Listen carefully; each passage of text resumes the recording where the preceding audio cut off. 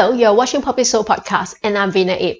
Recently, there is public concern over what will happen to HDB flats when they grow old. There are 4 important lessons we learned from the whole thing. Let's cover them one by one in this podcast. First lesson is, HDB flats is for your stay, not for investment.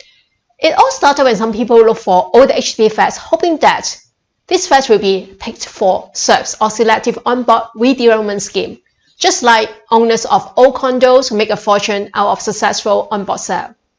You know many Singaporeans that are really addicted to speculation, gambling, and the feeling of being lucky.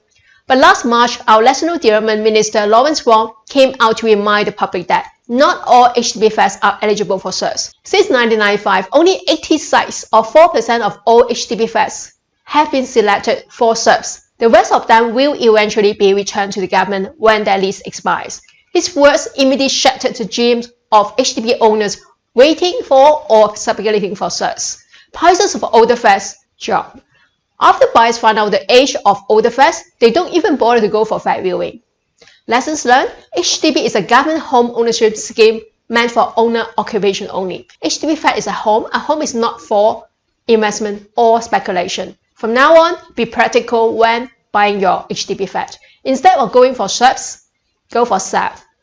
Size, environment, location, and familiarity. Look for the right size to accommodate your whole family. The environment conducive for a comfortable living. The location close to your extended family and your workplace. The place where you grow up and where your heart belongs. The second lesson is, the days of making big profits from HDB flats are gone.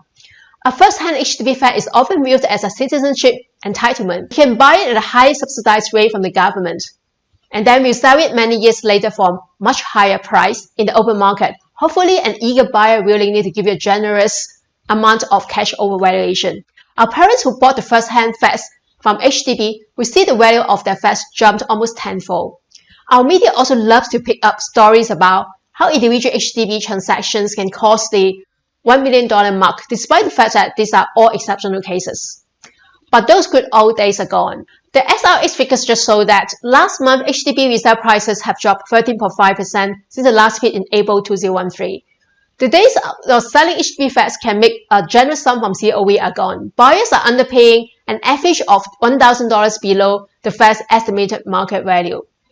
So don't expect to make much after the MOP of HDB because of a few reasons. Firstly, Singapore is a developed country and a mature market. Singapore has long passed the stage of emerging from a developing to a developed country. Like any mature market, our GDP growth is a low single digit and our inflation rate is below 1% now. Secondly, new HDB flats are not cheap. Depending on what you bought, DBSS flats can cost in between $400,000 to $800,000 or even higher. How much more do you think you can sell next time, especially in a soft resale market? Third, there is strong competition from continuous supply of new flats. Just this week, HDB is launching new BTO flats again. Last one only happened in February. In just 3 months' time, HDB is launching a total of 7,600 new BTO flats. Do you know that in the last 3 months, we only managed to sell a total of 4,900 flats in the HDB resale market? HDB said they want to keep a steady supply of launching a total of 17,000 new flats this year. Eligible first-timers can enjoy up to 80,000 housing grants. With better subsidies, shorter waiting time, and more choices of locations and flat types, eligible buyers no longer have to settle for resale flats. Lastly, the demand for HDB resale flats is shrinking. The number of PRs experience either a single-digit or negative growth rate, which is a far cry from 9.9% annual growth for PR in the year 2000. The third lesson is, HDB is a home. It is unrealistic to find the best time to sell it. A property agency told HDB owners that the best time to sell your flat is after 40 years, as depreciation tends to steepen after that. This is partly because the restrictions of using CPF will kick in when the remaining lease of a flat is less than 60 years. I understand property agents like to see more people selling their homes and buying new ones. But if you get your flat when you are 25, by the time the flat is 40-year-old, you are already 65. Are we asking all retirees to go and sell their flats that they've been staying most of their life? Selling a home is never straightforward as selling an investment. If it is your home and you've been staying there for many years, it's hard to move out of your home without being emotional. Unless you are willing to downgrade, it is naive to believe that you can profit from the value appreciation of your home, because you need a place to stay anyway. The last lesson is, you own your flat under HDB, you can't decide its fate. Last year, there's a letter to ST Forum asking the question, are HDB residents tenants or owners? HDB replied that purchasers of HDB flats are owners of the property. They can sell, rent out, and renovate their flats within the HDB guidelines. Although your name is in the title deed, strictly speaking, HDB flats are properties that ultimately belong to the government. When you buy the HDB flat, you are leasing it from the government for 99 years.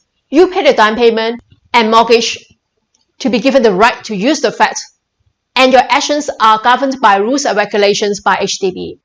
Unlike private homes, the government decides when you can sell and who you can sell to. There are also restrictions on rental. For non-compliance, HDB has the right to confiscate your flat. When your HDB gets old, you have three options: sell it, wait for service, or return the flat to HDB once the lease expires. Private home owners, on the other hand, they take the money from their pocket to buy their homes and upgrade their projects. Of course, they have more control over upgrade or on-board matters. Don't forget that your HDB flats are subsidized by the government using taxpayers' money. Think who can ultimately decide on the fate of your old HDB block. Do you realize that you can hardly find another government in this world where the government will build highly subsidized homes for young couples who just graduated without having to rent first and save hard for years to buy their first home? Where the government will let you use your pension, including contributions from your employer, to settle your housing loan so you don't have to use half of your salary to pay rent or mortgage in cash, where the government will arrange for you repainting, upgrading, and even rehousing for many years to come. Despite all this, do you still think that you should be complaining about not being able to sell your old HDB flat at market price or pass it down to the next generation? That's all I want to say. Remember to check out my blog and subscribe to my YouTube channel. Talk to you again soon.